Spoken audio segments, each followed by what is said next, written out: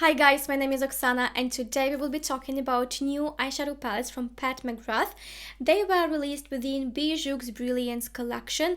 There were a bunch of items presented, but I only picked up these two because I were interested only in these two. And the reason for that is because I never tried these 5 pans palettes from Pat McGrath, and this is why I thought that it would be just an interesting experience to have on the channel as well. So let's get started with the one that I wear right now on the eyes, and of course I have the demo of the look so that you can see how the shades perform on the eyes. Let's take a look at the content of the palette, and as mentioned, there are 5 pans with different textures, and I believe that this is the main reason why I bought this one, because there are different textures, and this is the most favorite thing of mine when the palette just has something to play with. So let's start talking about this beauty. I will of course show you how the pans looked untouchable so that you can see the original condition of the palette, how it came in the mail.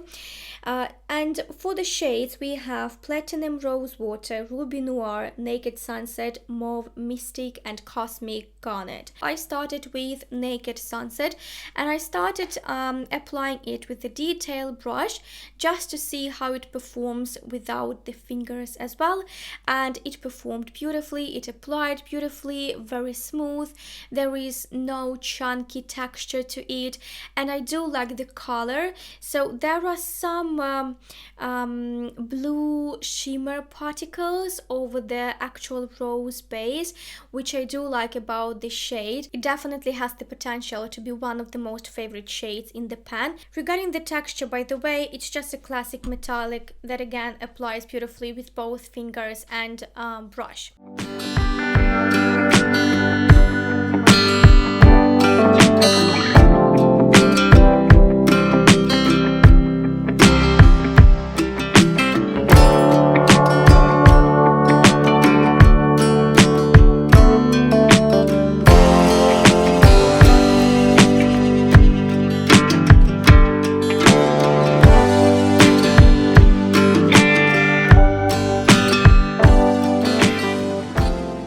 Then I continued building my shape with the Cosmic Garnet, and I think that this is one of the most interesting shades in a palette. First of all, because of its unique undertone. It's not light, yet it's not dark, so it's something in the middle. On the deep brown base we have burgundy particles, and this shade is extremely dimensional. It was especially visible when I had the shade not in focus, when I tried to film the whole palette with my phone, and when I applied it onto the lid, it was a bit chunkier than the previous shade, which is Naked Sunset, but it gave the contrast that I like on the lid. So it's just different. It's very different from the Naked Sunset, and I believe that this is also one of the most important things when we are talking about 5 pan palettes, and also when we have the palette in just one color story. Then what I did is I went in with Ruby Noir, so it was my darkening shade. I of course concentrated it on the outer eyelid. When I started working with it, it didn't have many fallouts. Of course it had some, but not so many considering the darker base that it has. And because of this dark base, like, I get that we need to have the darkening shade, but I don't think that these burgundy dimensional particles are actually very relevant. In terms of the color story, yes, but in terms of the actual quality of the pan, I think that it just worsened it, because I had issues blending this shadow into the skin and into the lighter shade that I will talk about in a moment. But I will still try it to apply in a different technique when I will have my crease shade first, and then I will go into Ruby Noir. But as of now, I just had some issues, and I can't say that this is like a very good quality shade, to be honest. To blend everything out, I used used Mauve Mystic. So this one should be classified as a matte shade, but it has golden particles all over it, and I don't see that it makes sense. Like, it doesn't make the shade better, it doesn't make the quality of the shade better, it doesn't make the blending easy, so this is why I don't see why we have it. Also considering the fact that when you apply the shade and when you try to blend with the shade everything out into the smooth finish on the skin, then these gold particles, they just fall out.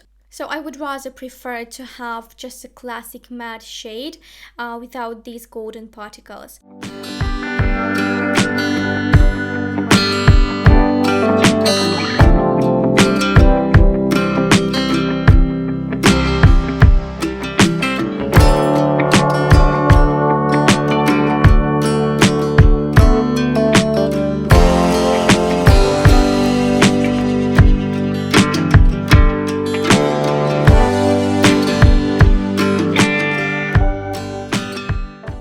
And the last shade that we haven't talked about is Platinum Rose Water. I just used it in the inner corner and a little bit under the brow bone just to have my blending fixed, and I think that it helped, to be honest. And this Platinum Water shade, it's just the classic satin that doesn't have anything unique to the texture, but I think that it makes sense, it makes the palette independent, and it definitely fits the overall color story of the palette. I didn't have any issues with it, and I am pretty happy with the pan as well. So just to let you know, I think that the look that I have created with the palette, I think that it works for me, for my complexion, and I do like myself with this eye look. Yes, I had some issues, but the result is satisfied. And this is why I think that I will continue using this palette, that I will reach out for this palette, and I believe that my personal attitude to this one is rather positive than negative. I will of course test out more the black shade and also the mauve shade, which should be the matte one, but overall I like that you can also get some deep looks, and you can also even have some more natural day-to-day basic looks as well. And now we will have a look onto another palette, which is Lunar Nightshade, and this is the palette that I was initially interested in, and it just grabbed my attention instantly.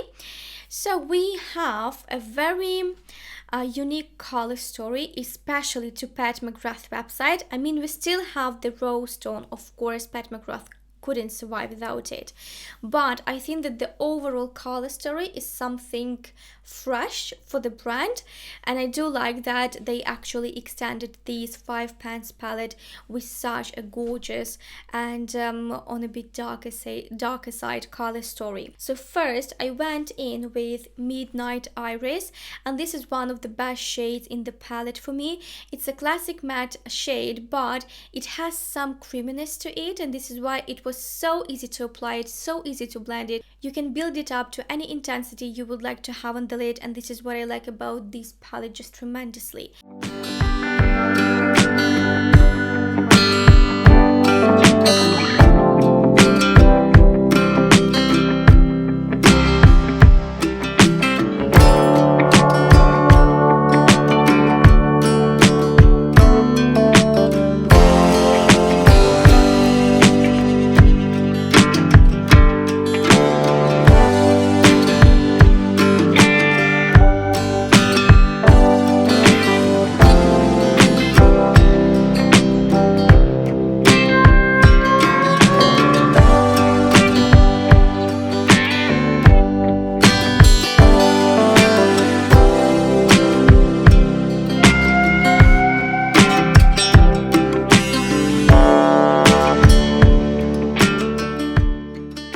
Then what I did is I went into Noir Nebula, and I tried to do the halo eye technique. So I focused the shade in the inner corner and also on the outer eyelid. And just to let you know, I do like that they have these blue to deep blue to green particles all over the darker base, and they stick with the base, they don't fall out, they make sense, and it was very easy to work with this shade. So I really easily blended it with the previous burgundy matte shade. I didn't have any issues at all.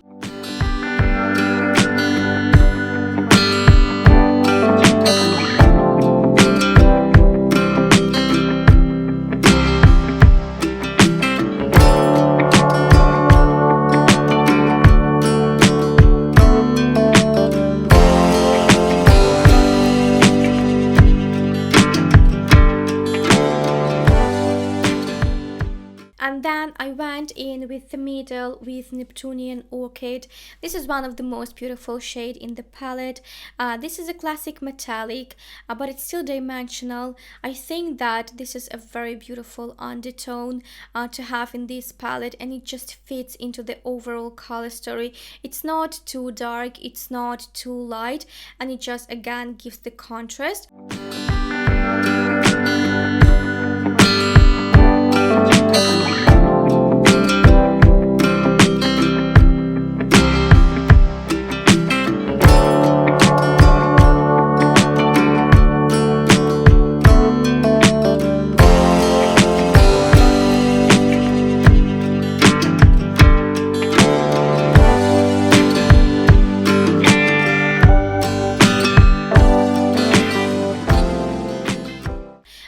Then what I did is just I went over all of the shades that I had all over the lid in the center with I think pale amethyst, yes, and this is the very interesting texture. When you try to apply it even with the brush, you will need to circle through the pan to have something like stick to the actual brush, because it's just thicker consistency, so you will need just to smooth it out.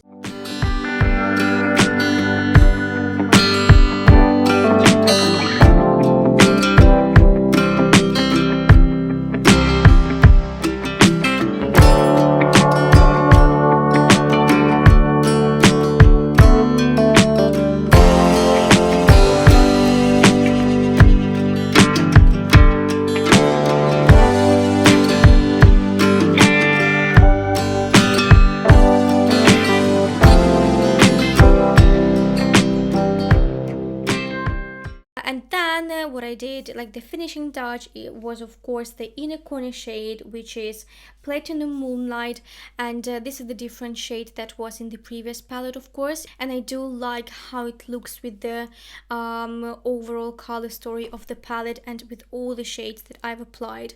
About this palette, I think that the quality is just out of this world. It's very beautiful, and I think that it's also independent palette, even though you might think that there is no lighter shade to blend this burgundy into the skin smoothly. However, this shade, it just doesn't need any help. It blends beautifully into the skin without, again, any assistance at all. And I also like that you can make the day-to-day basic look with these three shades on the top. So you can have burgundy in the crease, and then you can use pale amethyst or platinum moonlight all over the lid, some of them in the inner corner, and again, your look is ready. Very independent. Quality is on the high level as far as I see, and also it has different textures, so it's very I think interesting to play with. By the way, regarding the packaging of the palettes, I don't think that it actually matches the price point. So it's $36 for 5-pan palette, and we have Natasha Denona's 5-pan palettes for $25, and the packaging is much more of the higher quality than these just cartons. Like it's funny enough that such a luxurious brand will make these kind of the packaging, to be honest. I don't think that this is something to be proud of. Even the design, it's too active for me, just too childish. I don't know, I don't like it, to be honest. Thank you so much for watching, guys. Let me know in the comments what you think, and I will see you in my next videos. Bye, guys.